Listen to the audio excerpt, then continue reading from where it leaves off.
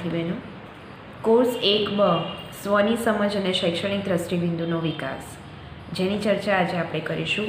એમાં વિભાગ 1B writing task આપણે એની ચર્ચા ચાલી રહી છે. એમાં આગળ વધતા પ્રવૃત્તિ નંબર 4 એની ચર્ચા આજે આપણે કરવાની છે, જે છે તમે કેટલા મહિલા સંવેદનશીલ છો તે અંગે તમારા વ્યવહારનું પરીક્ષણ કરવાનું છે. અને તે વ્યવહારનું પરીક્ષણ તમે કઈ રીતે કરશો તેની કેટલુંક માર્ગદર્શન અહીંયા આપેલું છે. અને એ પ્રવૃત્તિ તમારે કેવી રીતે તમારા વર્ગખંડની અંદર હાથ ધરવાની છે તેની ચર્ચા આજે કરવાની છે. અને પછી એ પ્રવૃત્તિના અંતે તમારે તે જ પરીક્ષણનું અવલોકનના આધારે અહેવાલ પણ લખવાનો છે. હવે તમને એમ થાય કે મહિલા સંવેદનશીલ છો કે કેમ એ કઈ રીતે ખબર પડે, તો પ્રવૃત્તિના સ્વરૂપની અંદર એ જ આવશે કે મહિલા સંવેદનશીલતા સંદર્ભે તમારા વ્યવહારનું પરીક્ષણ કરો તથા તેની અંદર સુધાર પણ કરો.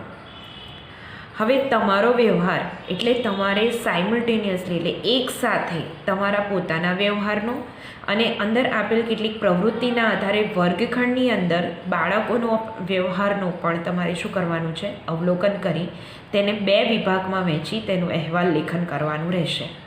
સમજાઈ જશે. જુઓ, સૌથી પહેલાં તેનો હેતુ જુઓ. પહેલો હેતુ છે મહિલા સંવેદનશીલતા સંદર્ભે તમારા વ્યવહારનું પરીક્ષણ કરો.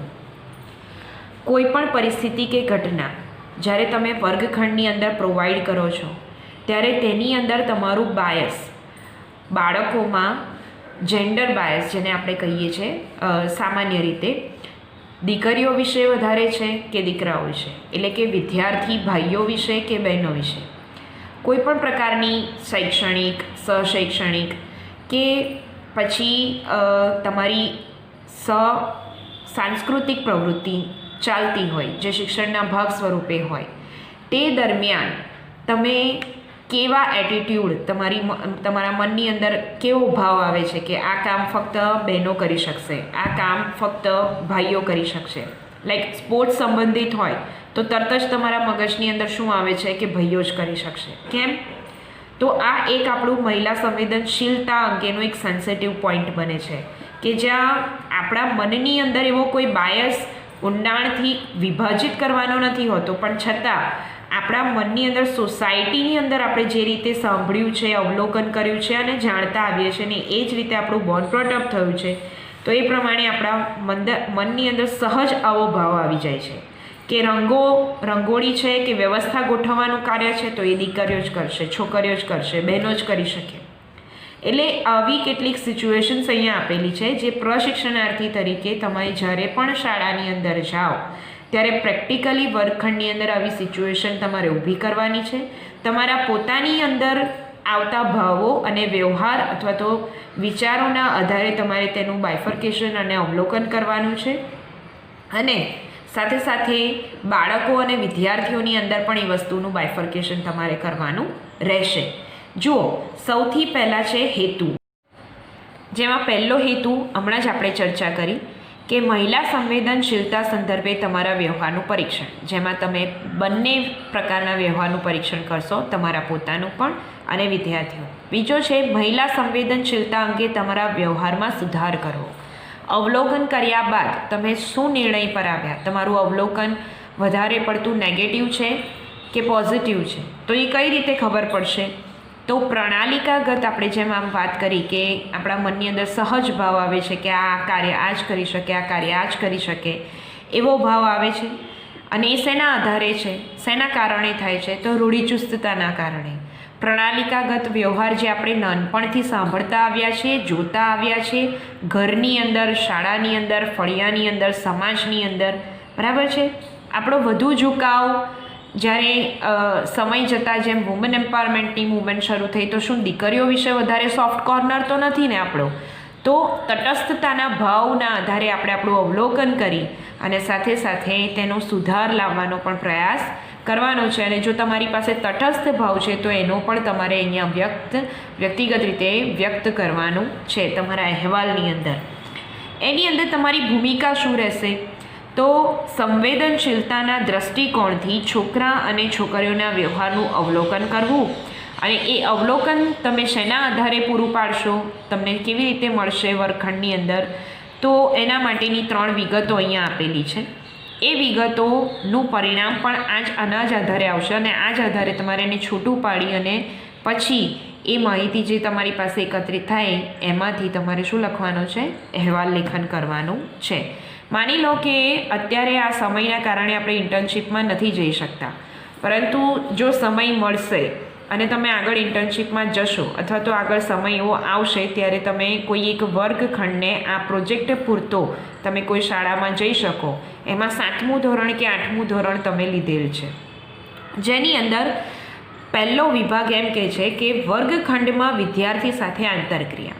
તમે 8મા ધોરણની અંદર ઇન્ટર્નશીપમાં તમને એક વર્ગખંડ મળેલો છે, તો તમારે કોઈને કોઈ શૈક્ષણિક કે સશૈક્ષણિક કે સાંસ્કૃતિક કાર્યક્રમ જે કંઈ પણ તમારા મનની અંદર એ પ્રવૃત્તિ બેસે એ પ્રવૃત્તિને લઈને તમે વિદ્યાર્થીઓને એકબીજા સાથે આંતરક્રિયા કરવાની શું કરશો, તક પૂરી પાડશો. જેની અંદર તમે જોશો કે છોકરા અને છોકરીઓમાં આંતરક્રિયામાં સૌથી મહત્તમ ભાગ કોણ લે છે, ભાગીદારી કોની નોંધાઈ છે. બીજું કે પ્રશ્નો જો તમે પૂછો છો અથવા તો છોકરા વધારે સામે તમને પ્રશ્ન પૂછે કે છોકરીઓ, અથવા તો તમે જો પ્રશ્ન પૂછો છો તો પ્રત્યુત્તર સૌથી પહેલો કોણ આપે છે, કોન્ફિડન્ટલી. તો એના ઉપરથી પણ તમને ખ્યાલ આવી જાય કે એમને પોતાના ઘરની અંદર, ફળિયાની અંદર, સમાજની અંદર કેવી ટ્રીટમેન્ટ મળતી હશે, જેથી બાળકો ક્યાં કોણ કેવી રીતે શાય છે, બરાબર, ઇન્ટ્રોવર્ટ કેમ છે અથવા તો એક્સ્ટ્રોવર્ટ છે તો સરસ છે, સારી બાબત છે, કેવી રીતે થયું. તો આ બધી બાબતની ચકાસણી તમારે કરવાની છે. છોકરાઓ દ્વારા શરૂ કરેલા પ્રશ્નો માટે છોકરા છોકરીઓને તક આપવી.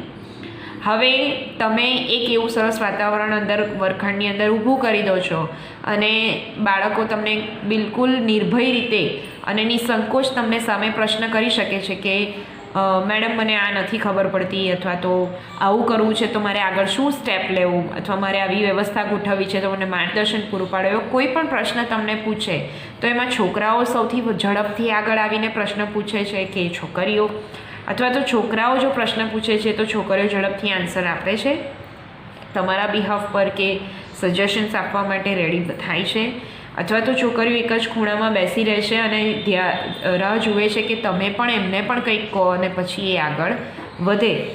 છોકરા છોકરીઓને સામાજિક આંતરક્રિયા માટેની તક પૂરી પાડવી.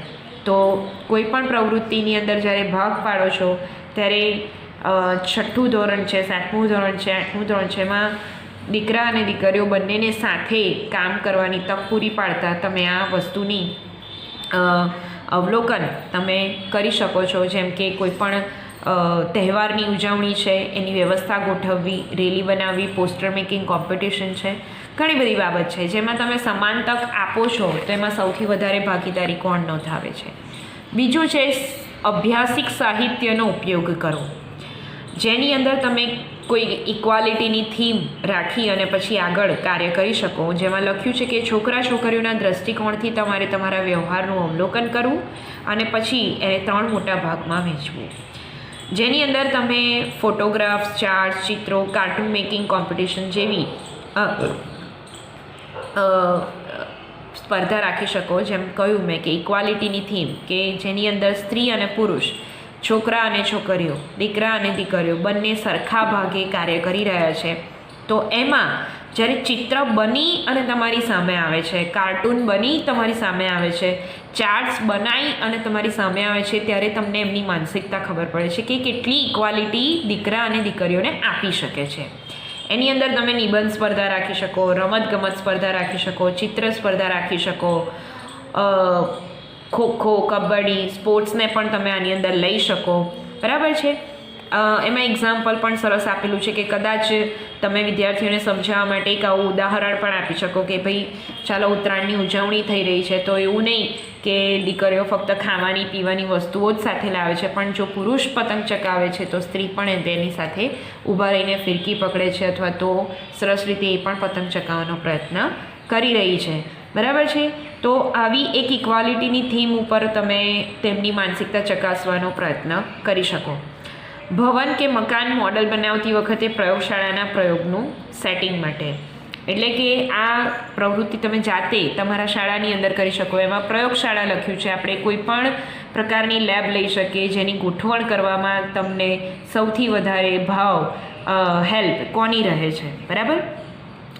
નિર્દેશાત્મક ભાષાનો પ્રયોગ ત્રીજો વિભાગ છે, જેની અંદર પરંપરાગત રીતે આપણે પુરુષ અને સ્ત્રી માટે જે કંઈ પણ સાંભળીએ છીએ તે કે પુરુષ અને મહિલાની ભૂમિકાનો ભેદ દર્શાવો. શું તમે ઉદાહરણનો ઉપયોગ કરો છો એની અંદર કે જેમાં એનો ભેદ સ્પષ્ટ રીતે આવી શકે? શું તમે અત્યાર સુધી એ કામ કર્યું છે? તમારા સંવાદની અંદર આ ભેદ દર્શાવતા વાક્યો તમે બોલ્યા છો, સાંભળ્યા છો, અથવા તો સાંભળ્યા છે તો કેવી રીતે, કયા સંદર્ભમાં સાંભળ્યા છે, અથવા તો બાળકો પાસેથી તમે સાંભળો છો? પુરુષની ભાગીદારી સમુદાય અને ગ્રામ્ય દેશ માટે મહત્ત્વની છે, જ્યારે મહિલાઓ એ કુટુંબની સાર સંભાળ સુધી કેન્દ્રિત અને સીમિત હોય છે. આવા સંદર્ભમાં તમે કંઈ સાંભળ્યું છે? તમે આવા વિધાનોનો ઉપયોગ પોતે કરો છો, બાળકો તરફથી સંભળાય છે, તો એ વ્યૂ જાણવો તમારે જરૂરી રહ્યો. એના માટે તમારે એમની સાથે કન્વર્સેશન કરવું જ રહ્યું. એક યુવાન છોકરી કેવી રીતે મોટેથી બૂમ પાડી શકે, કૂદી શકે, દોડી શકે, અમદાવાદ રમી શકે, કે દોડમાં ભાગ લઈ શકે, કે ખોખો કે કબડ્ડી રમી શકે, બરાબર છે, ટૂર ઉપર જઈ શકે? તો આવા બધા વાક્યો શું તમે સાંભળ્યા છે? ક્રિકેટ રમી શકે, હોકી રમી શકે, શું એ પોસિબલ છે દીકરી માટે? નહીં. તો આવું કંઈ તમે સાંભળ્યું છે? વર્ગખંડ વ્યવહાર વિશે તમારા શું અવલોકનો છે એ પણ તમારે આમાં નોંધવાના રહે. તમે તમારા અભિગમને વધુ મહિલા સંવેદનશીલ કેવી રીતે બનાવી શકો છો? બરાબર છે. તો આ 3 વિભાગના આધારે તમારે ઓપોર્ચ્યુનિટી વર્ગખંડની અંદર ઊભી પણ કરવાની છે, જેના આધારે તમારા અવલોકન પણ થઈ શકે, અને આ જ મુદ્દાઓને ધ્યાનમાં રાખીને તમારે પરિણામને મૂલવવાનું પણ છે. અને સાથે સાથે ફળશ્રુતિની અંદર અંતિમ રીતે અંતર્ગત તમે જેમ અહેવાલ લખો છો એમ અહેવાલની અંદર તમારે એનું સમાપન અને સમાયોજન પણ કરવાનું છે, જેના મુદ્દા છે કે બધા જ વિદ્યાર્થીઓને પ્રત્યાયનની તક તમે પૂરી પાડી તો શું અવલોકન કર્યું અને તમે શું તેના તારણ ઉપર આવ્યા. છોકરા છોકરીઓની સામાજિક આંતરક્રિયાની તકો પૂરી પાડી અને એમાં તમે અવલોકન કરીને શું તારણ ઉપર આવ્યા તેની સરસ રીતે સમીક્ષાત્મક નોંધ સ્વરૂપે તમારે અહેવાલ લેખન કરવાનું રહે છે. તો આ હતી તમારી પ્રવૃત્તિ નંબર 4. હવે પ્રવૃત્તિ નંબર 5 વિશે હું તમને કેટલીક માહિતી આપી દઉં. પ્રવૃત્તિ નંબર 5 એ સમાવેશી વર્ગખંડ વિશેની મૂલ્યાંકન, પરીક્ષણ અને રિપોર્ટ નિર્માણ છે. સમાવેશી વર્ગખંડ એટલે સૌથી પહેલાં તો જેન્ડર વાઇઝ, જેમાં કુમાર અને કન્યા છે. ત્યાર પછી તેની જાતિ વાઇઝ, કે પછી દલિત છે, આદિવાસી છે, પછી ધર્મ અનુસાર કે મુસ્લિમ છે, ક્રિશ્ચિયન છે.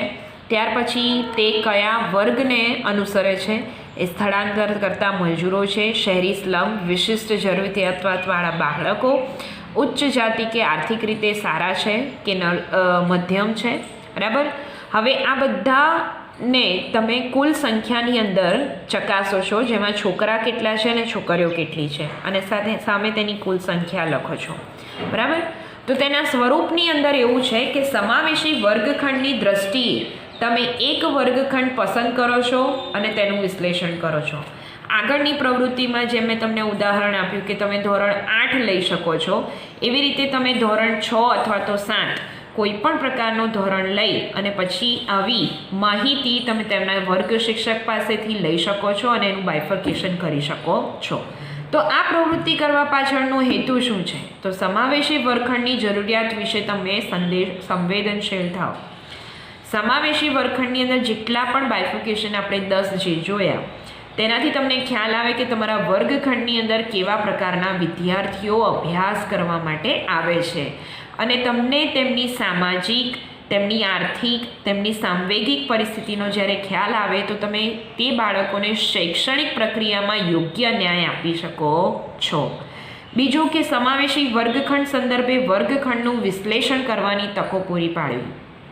એટલે કે સમાવેશી વર્ગખંડ સંદર્ભે વર્ગખંડનું વિશ્લેષણ બાળકોની જાતિને, ધર્મને, તેની જે આર્થિક અને સાંવેગિક પરિસ્થિતિના આધારે તેના વર્તનનું વિશ્લેષણ તેના વર્તનનું પણ વિશ્લેષણ તમે કરી શકો અને તેના અભિગમ અથવા તો તેનો જે બીજા બાળકો સાથેનું તેનું પોતાનું એક જે પ્રવૃત્તિઓ છે અથવા તો તેનું જેને કહેવાય કે એક એટીટ્યૂડ છે એનું પણ તમે વિશ્લેષણ કરતા શીખી શકો, એ એક હેતુ છે.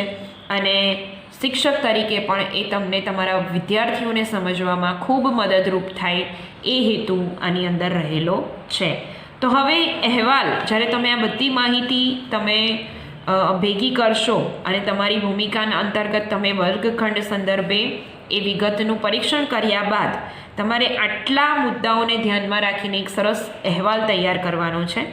તમે જે વર્ગખંડ પસંદ કર્યો છે તે વર્ગખંડ આંતરક્રિયા દરમિયાન સૌથી વધુ અને સૌથી ઓછી ભાગીદારી ધરાવતા બાળકોનું નામ નોંધવાનું છે. બરાબર?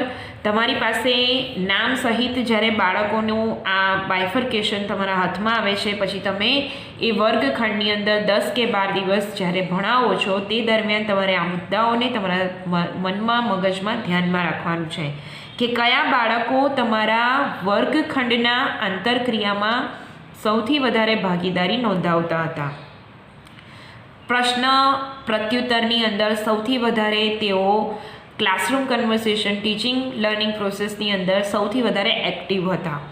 બીજું કે વર્ગખંડમાં ક્યારેક ભાગીદારી નોંધાવતા હોય તેવા વિદ્યાર્થીઓ અને એ બાળકો પ્રત્યે એક શિક્ષક તરીકે તમારું વલણ ખરેખર શું હોવું જોઈએ એની પણ સાથે સાથે નોંધ કરવાની કે ભાઈ આવા બાળકો જે હતા એ ભાગીદારી નહોતા નોંધાવતા, તો તમને ખ્યાલ આવી જાય કે કઈ પ્રકારના વિદ્યાર્થીઓ, છોકરા કે છોકરીઓ હતા કે જે ભાગીદારી નહોતા નોંધાવતા, લઘુતા ગ્રંથિથી પીડાતા હશે અથવા તો ઇન્ટ્રોવર્ટ, આંતરમુખી હશે.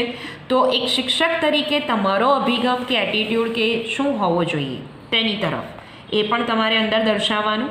ત્રીજો પોઈન્ટ છે વર્ગખંડમાં ચર્ચા દરમિયાન શાંત રહેતા અને કોઈ ભાગીદારી બિલકુલ ન નોંધાવતા બાળકો, જેમાં તમારે સામાજિક અને સાંસ્કૃતિક અનુભવો મેળવવાની કોશિશ તમે એમને મળે તેની કોશિશ તમે કરી છે અથવા તો તેના એ પાસાને પણ તમારે ચકાસવાનું છે અને એની નોંધ કરવાની છે. શાંત રહેનાર બાળકોને બોલવાની કોશિશ કરાવવી, એટલે કે એવા બાળકો જો તમે નોંધ્યા હોય તો તમે એ બાળકો વધુ બોલી શકે, ભાગીદારી એક્ટિવલી પાર્ટિસિપેટ થઈ શકે એના માટે તમે શું આયોજન કર્યું અથવા તો કેવી તકો પૂરી પાડી તે પણ તમે નોંધી શકો. તો આ 4 મુદ્દાને આધારે તમારે અહેવાલ લખવાનો છે. ટૂંકમાં આ પ્રવૃત્તિ એ તમારો પ્રયોગ છે, એ કોઈ સૈદ્ધાંતિક માહિતી નથી કે જેને લીધી, કાગળ પર ઉતારી લીધી અને એના આધારે અહેવાલ લખી દીધો. ના, સૌથી પહેલાં તો વર્ગખંડ પસંદ કરી એમના શિક્ષક પાસેથી આ બાયફર્કેશન પ્રમાણે તમારે બાળકોની સંખ્યા જાણવાની છે અને આના આધારે તમારે બાળકોને ઓળખી પછી 10-12 દિવસ જ્યારે તમે ઇન્ટર્નશીપમાં હોવ ત્યારે તમારે આ 4 મુદ્દાને ધ્યાનમાં રાખી બાળકો સાથે જે કંઈ પણ તમે શૈક્ષણિક, સશૈક્ષણિક કે સાંસ્કૃતિક કાર્યક્રમમાં જોડાઓ એ પ્રવૃત્તિ દરમિયાન આ મુદ્દાઓના આધારે તેમનું અવલોકન કરવાનું છે, નોંધવાનું છે અને એના આધારે અંતે તમારે અહેવાલ લખવાનો છે. તો આ તમારો ચોથો અને 5મી પ્રવૃત્તિ જે મેં તમને સમજાવી આ લેક્ચરની અંદર, એ તમને જો આપણને ભવિષ્યમાં સમય મળે તો તમારે પ્રાયોગિક સ્તર ઉપર કરવાની રહેશે અને તમારો પ્રોજેક્ટ પણ ગણાશે. અને જો ન થાય તો આગળ આપણે શું કરી શકીએ, જો એને પ્રોજેક્ટમાં ન ગણીએ તો તમે કલ્પનાતીત તમે તમારા આગવા અનુભવના આધારે FYની અંદર તમે ઇન્ટર્નશીપ કરી એના આધારે એ કલ્પનાતીત રીતે તમે આને પૂર્ણ કરવાનો પ્રયત્ન કરશો એવી હું આશા રાખું છું. બરાબર છે? તો પ્રવૃત્તિ 4 અને 5ની આજે આપણે ચર્ચા કરી. અહીંયા તમારો વિભાગ 1B પૂર્ણ થાય છે. 6ઠ્ઠી અને 7મી પ્રવૃત્તિ છે એ તમારા બીજા ટર્મની અંદર આવશે, કારણ કે તમારા એન્યુઅલ લેસનને લગતી છે અને સાથે સાથે તમારા ક્રિયાત્મક સંશોધનને લઈને છે. તો આપણે એને અત્યારે પ્રથમ સત્રની અંદર કાઉન્ટ કરતા નથી, તેનું તમે ધ્યાન રાખશો. અત્યાર સુધી જે કંઈ પણ આપણે ચર્ચા કરી વિભાગ 1 અને 2ની અંદર એનું તમે સતત પુનરાવર્તન કરશો અને સાથે સાથે તેનું અધ્યયન પણ કરતા રહેશો. પરીક્ષા ગમે ત્યારે લેવાઈ શકે એવા સંજોગો ઊભા થાય તો આપણી પાસે આપણું અધ્યયનનું ભાથું હોય તે અનિવાર્ય છે અને અપેક્ષિત પણ છે. આપના જો કોઈ પ્રશ્ન હોય તો આપ મને જણાવી શકો છો. આની અંદર ચેપ્ટરના અંતમાં કેટલાક પ્રશ્નો આપેલા છે તેનું અધ્યયન કરો અને ગૃહ કાર્ય સ્વરૂપે તમારે લખવાના પણ રહેશે. નમસ્કાર.